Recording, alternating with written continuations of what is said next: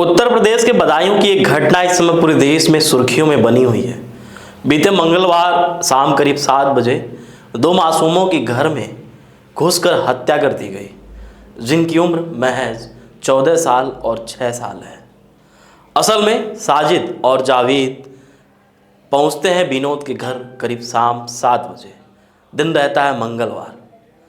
विनोद की पत्नी संगीता, जो कि उनसे जो आरोपी साजिद है, वो पैसे मांगता है। कहता है कि मेरी पत्नी का डिलीवरी होना है और भाभी जी मुझे 5,000 रुपये की ज़रूरत है।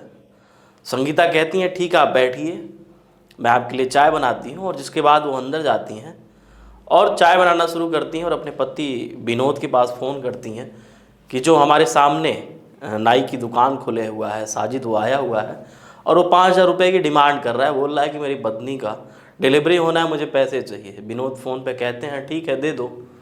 इसी बीच साजिद ऊपर माले पर पहुंच जाता है, तीसरी मंजिल पर, और फिर जहां पे सुनीता के बच्चे जिनका नाम आयुष और आहान खेल रहे होते हैं, जिनकी उम्र करीब 6 साल और 14 साल बताई गई है।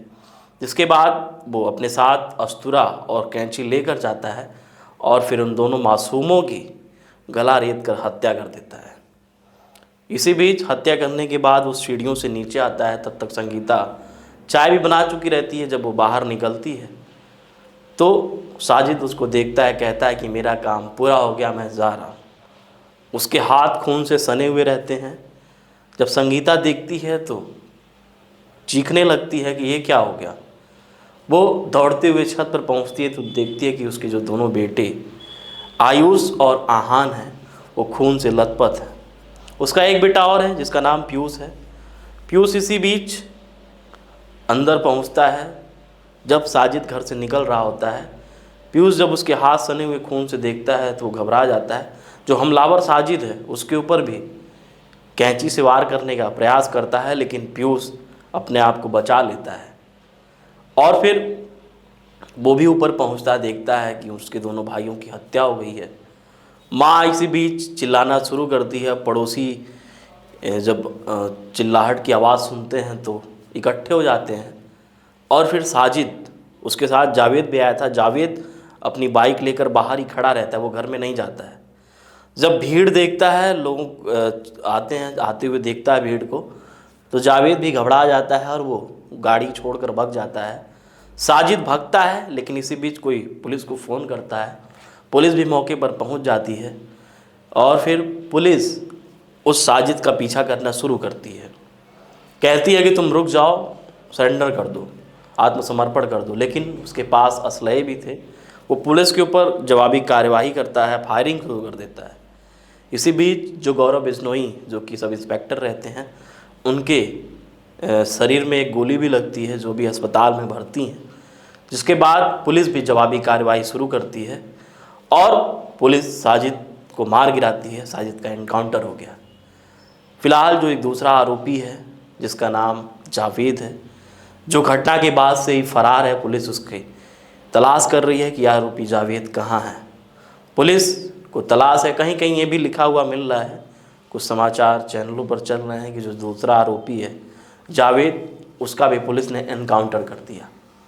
सोचिए मनुष्य कितना बहसी हो गया है। और बात करें साजिद और जावेद की, तो जो विनोद का जो मकान है जहाँ पे ये वारदात हुई, जो घटना हुई है, जो जघन्य अपराध हुआ, उसके सामने ही ये साजिद और जावेद सैलून चलाते हैं। मतलब दोनों के घर परिवार आना जाना दुकान होने की वजह से वो आते जाते थे। तो ऐसी कोई घटना भी नहीं थी, ऐसा कोई पहली बार भी नहीं था। इस वजह से सुनीता विश्वास भी करती है और बोल देती है बच्चे, वो पूछता भी नहीं है। खैर वो ऊपर पहुंच जाता है जो आरोपी साजिद है। लेकिन सोचिए किस तरीके से इंसान क्रूरता की हदों को पार करते हुए नाबालिगों की हत्या कर दिया है साजिद। खैर पुलिस ने उसको मार गिराया है, लेकिन कहीं ना कहीं जो समाज है किस ओर जा रहा है, लोगों की नैतिकता कहाँ गई, लोगों की मानसिकता कितना घृणित हो चुकी है, ये सोचने वाली बात है। लगातार हमारे समाज से मासूमों के ऊपर अत्याचार, महिलाओं के ऊपर अत्याचार, किसी के भी ऊपर, किसी भी उम्र के हों, लगातार अत्याचार की घटनाएं हमको देखने को मिल रही हैं। लोगों की हत्या करना बेहद ही आम बात हो चुका है, लगातार हत्याएं हो रही हैं।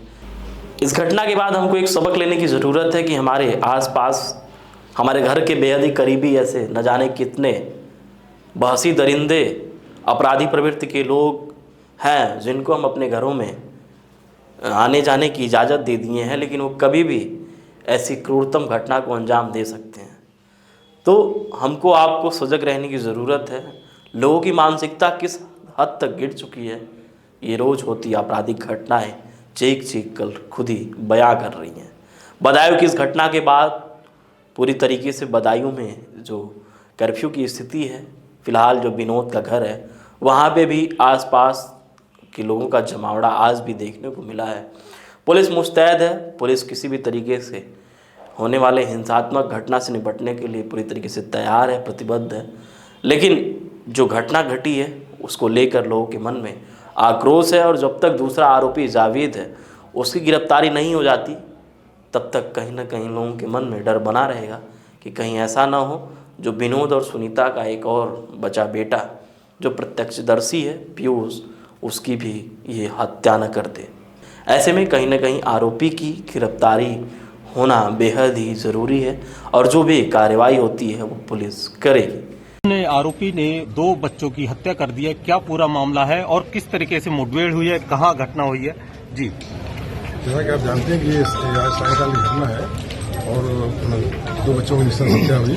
इसमें खून से लथपथ अभी वहाँ से निकल गया और हमारी जो पुलिस टीम को पता चला उसने पीछा किया तो इसको शेखुपुरी जंगल की तरफ जाता दिखाई दिया। वहाँ हमारी टीम जब एसओजी और लोकल थाने पुलिस पीछा किया पहुंची है, उस समय वहाँ पर जो है उसने फायर किया, जवाबी फायर किया और भागने का प्रयास किया।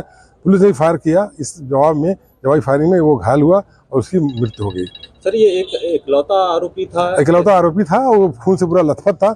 उसको पब्लिक ने, हमारी टीम पीछा करी, लोगों ने बताया कि लथपथ खून से व्यक्ति इधर गया हुआ है, भागा हुआ है, फिर उसने उसको पीछा किया। सर, घटना के पीछे क्या कारण था, पता चला सर? कुछ घटना के पीछे कारण का हम लोग पता लगा रहे हैं। घटना के पीछे क्या रंजिश है, लेन देन का विवाद है या किस तरह विवाद है, इस बारे में बातचीत हो रही है, क्योंकि वही परिवार दुखी है और उससे ज्यादा बातचीत नहीं हो पा रही है। जैसा वो आगे बातचीत होगी हम लोग बता। सर, इसमें बच्चा घायल है, उसका घायल बच्चे का क्या हाल है? किस तरीके से घटना को अंजाम दिया, किस तरीके से अंदर पहुंचा और कहां पर उसने घटना को अंजाम दिया, किस तरीके से बॉडी पुलिस ने रिकवर करी, किस कानून व्यवस्था को किस तरीके देखिए बताया कि वो घर में गया, घर में जाने के बाद उसने जो है पहले उसकी बच्चों की दादी से मिला, उसके बाद वो बच्चे ऊपर खेले थे, सीधा ऊपर तीसरे मंजिल पर गया, वहाँ पर जाकर दोनों बच्चों को उसने की हत्या कर दी। तीसरा बच्चा छोटा था, वहाँ से उसको थोड़ी चोट लगी, वो नीचे भाग गया। घायल बच्चा सर इस समय किस हालत में है? ठीक हालत में है वो बच्चे की। आरोपी सर कहाँ का रहने वाला है? आरोपी का नाम साजिद सना बाबू है, सिखान रहने वाला है। मृतक जावेद का नाम आ रहा है कि उसका नाम साजिद सना बाबू